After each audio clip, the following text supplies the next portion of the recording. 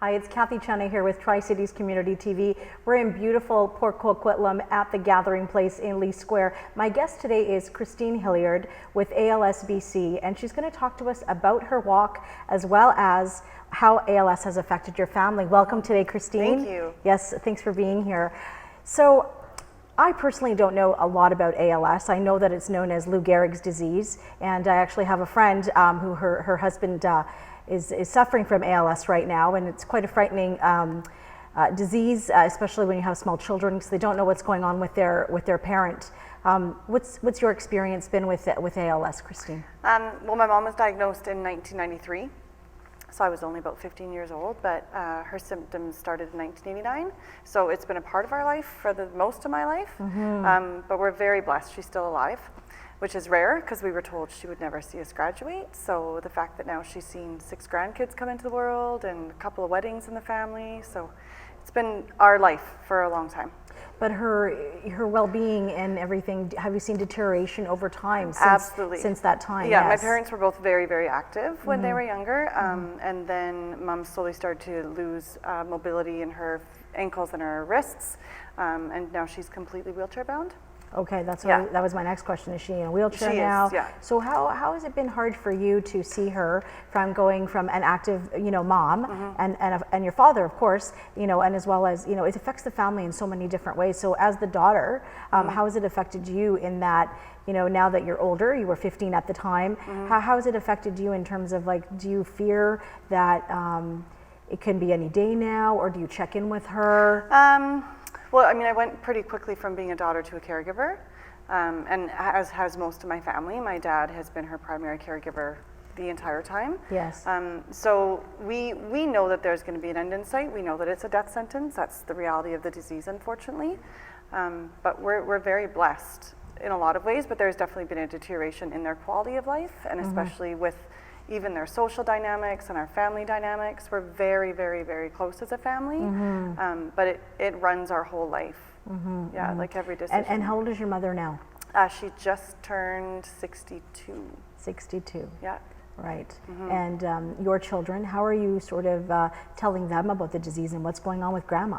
Yeah, well, I've got a toddler. I only have a 2.5-year-old, and he just knows that grandma's in a wheelchair. And but you said there were 6 grandchildren, so they must be a little older than that, right? My nieces and nephews are all really involved in the ALS Walk, so they're very aware of the disease and they understand it.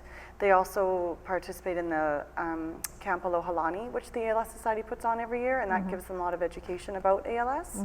So they're really good at asking questions, but they've never known my mom to be any different. She's been sick their whole life. She's always been either in a walker or a wheelchair. Yes. So it hasn't afflicted them so much as if it was a really quick onset. But we do know families who, the onset's very rapid and it affects the kids really, really quickly. What's the definition of ALS for you? It's a death sentence. It's quite honestly just the most horrific, debilitating disease. Her body isn't working, but her brain is functioning? Her brain is completely 100% cognitive, yeah. And she can have every single independent thought possible, but her body doesn't respond to what she wants. So that's the heartbreaking piece. Right. Yeah. Right.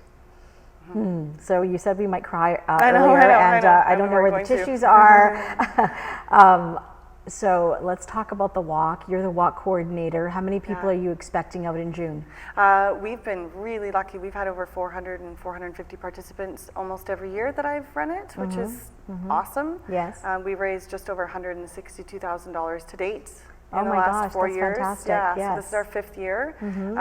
We always get this, we get a lot of return people because it is such a heartfelt disease and it does affect people so personally and so deeply. So we're really lucky. Even, the families of patients who have unfortunately passed away, they still come back every year and celebrate it. So it's a big day. It's a really family-oriented, fun day to celebrate, the community of ALS and the people who rally together to support families, because it takes a whole village. It does. How many people are suffering from ALS right now that you know of? That I know personally, I would say probably 15 or so through my connections with ALS. It affects about 2 in every 100,000 people. 2 in every 100,000. Yeah, so I think in Canada there's 4,000 or so people. Yeah. And so the walk is how long? It's a 5-kilometer walk, Yes. and it starts at Riverside Secondary, Yes. and it goes along the Coquitlam River all the way up to about halfway up to Lougheed, and then it loops back along the river, so it's all wheelchair accessible, and the kids can use their bikes and their strollers and stuff, so yeah. And tell us the date. It's June 4th, it's a Sunday.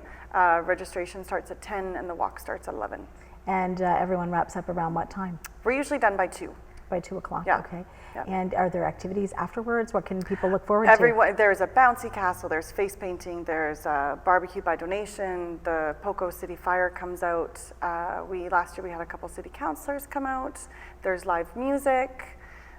Gosh, there's carnival games. There's that's lots great. and lots, yeah. It sounds like it's bigger and bigger every year. Yes. You know, $162,000 in this is your 5th year. That's very impressive. Thank you. That's fantastic. I mean, at the end of the day, we're hoping to find a cure.